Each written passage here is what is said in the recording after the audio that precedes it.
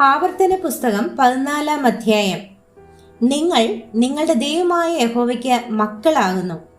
മരിച്ചവനു വേണ്ടി നിങ്ങളെ മുറിവേൽപ്പിക്കുകയോ നിങ്ങൾക്ക് മുൻകഷണ്ടി ഉണ്ടാക്കുകയോ ചെയ്യരുത്. നിന്റെ ദൈവമായ യഹോവയ്ക്ക് നീ വിശുദ്ധ ജനമല്ലോ.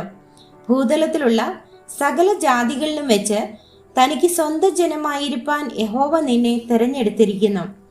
മ്ലേച്ഛമായതൊന്നിനെയും തിന്നരുത്.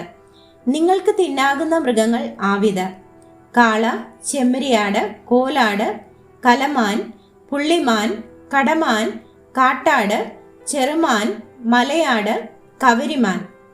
മൃഗങ്ങളിൽ കുളമ്പ് പിളർന്നതും കുളമ്പ് രണ്ടായി പിരിഞ്ഞതും അയവിറക്കുന്നതുമായ മൃഗത്തെയൊക്കെയും നിങ്ങൾക്ക് തിന്നാം.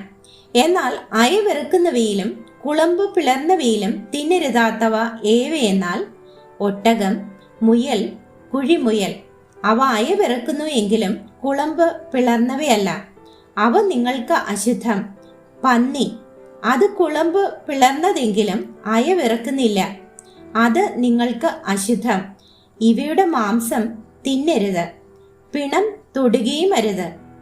വെള്ളത്തിലുള്ള എല്ലാറ്റിലും ചിറകും ചെതുമ്പലും ഉള്ളതൊക്കെയും നിങ്ങൾക്ക് തിന്നാം. എന്നാൽ ചിറകും ചെതുമ്പലും ഇല്ലാത്തതൊന്നും തിന്നരുത്, അത് നിങ്ങൾക്ക് അശുദ്ധം. ശുദ്ധിയുള്ള സകല പക്ഷികളെയും നിങ്ങൾക്ക് തിന്നാം. പക്ഷികളിൽ തിന്നരുതാത്തവ കടൽ റാഞ്ചൻ, ചെമ്പരുന്ത്, കഴുകൻ, ചെങ്ങാലിപ്പരുന്ത്, ഗൃദ്രം, അതത് വിധം പരുന്ത്, അതത് വിധം കാക്ക, ഒട്ടകപ്പക്ഷി, പുല്ല്, കടൽ കാക്ക, അതത് വിധം പ്രാപ്പിടിയൻ, നത്ത്, കൂമൻ, മൂങ്ങ, വേഴാമ്പൽ, കുടുംബച്ചാത്തൻ, നീർക്കാക്ക, പെരിഞ്ഞാറ, അതത് വിധം കൊക്ക്, കുളക്കോഴി, നരിച്ചീർ എന്നിവയാകുന്നു.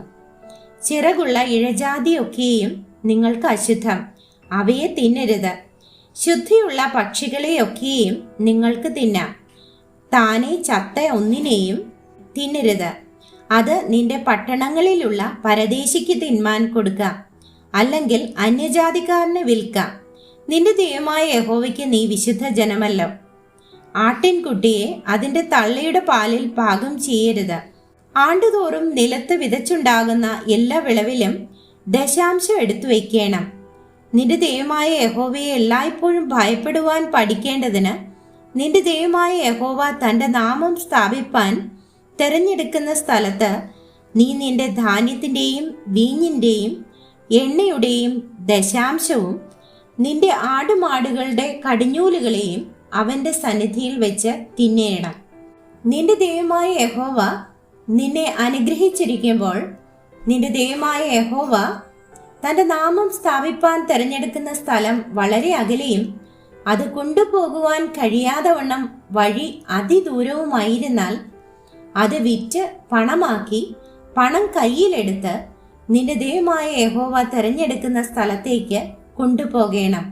നിന്റെ ഇഷ്ടം പോലെ മാടോ, ആടോ, വീഞ്ഞോ, മദ്യമോ, ഇങ്ങനെ നീ ആഗ്രഹിക്കുന്ന ഏതിനെയും ആ പണം കൊടുത്തു വാങ്ങി നിന്റെ ദൈവമായ യഹോവയുടെ സന്നിധിയിൽ വെച്ച് തിന്ന് നീയും നിന്റെ കുടുംബവും സന്തോഷിക്കണം.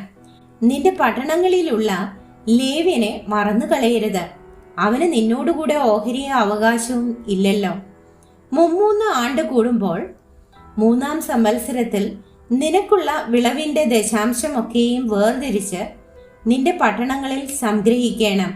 നീ ചെയ്യുന്ന സകല പ്രവൃത്തിയിലും നിന്റെ ദൈവമായ യഹോവ നിന്നെ അനുഗ്രഹിക്കേണ്ടതിന് നിന്നോടുകൂടെ ഓഹരിയും അവകാശവും ഇല്ലാത്ത ലേവ്യനും നിന്റെ പട്ടണങ്ങളിലുള്ള പരദേശിയും അനാഥനും വിധവയും വന്ന് തിന്ന് തൃപ്തരാകണം.